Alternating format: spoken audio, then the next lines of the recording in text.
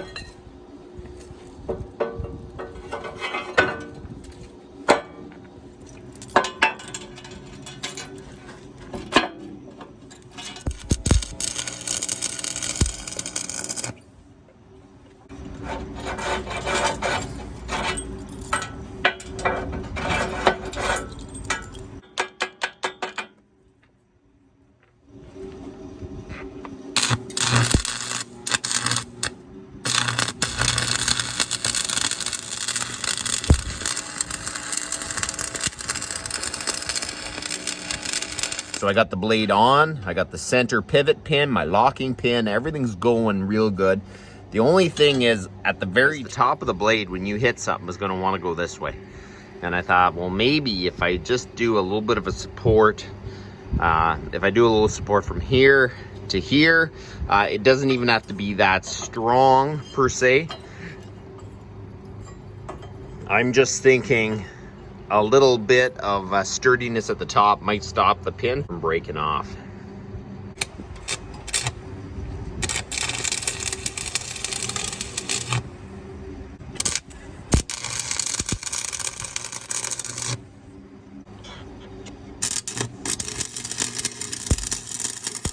Okay, so I got the blade all set up. It's working, it pivots, everything works good. I'm just starting to weld the actual pivot bracket to the blade.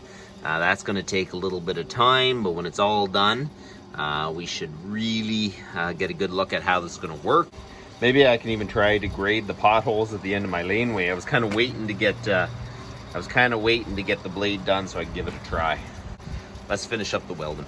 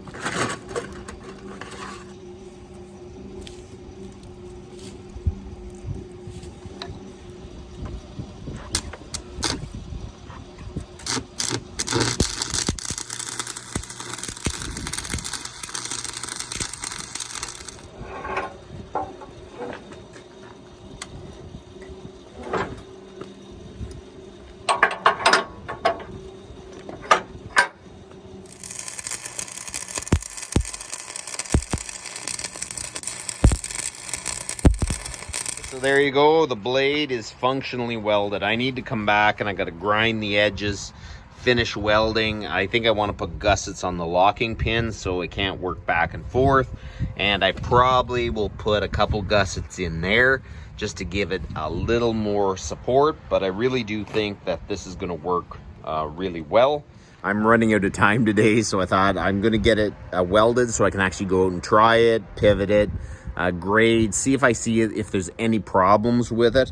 I mean, it should be good, but you never know until you actually use it. So I'm gonna go out and give it a try, and then we'll go from there.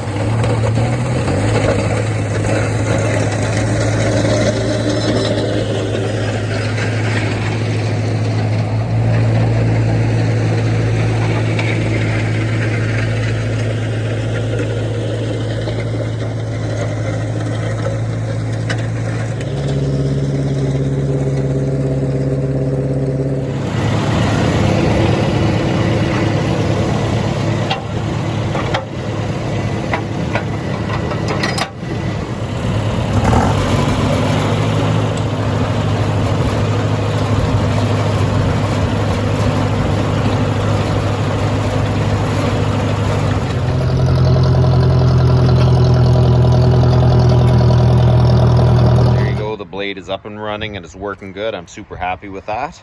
I don't think there's anything wrong with that. Next Saturday, hopefully, if it's not snowing or raining, we're going to take off the whole subframe from underneath it, do whatever welding I need to do underneath it, and then hopefully we can paint it.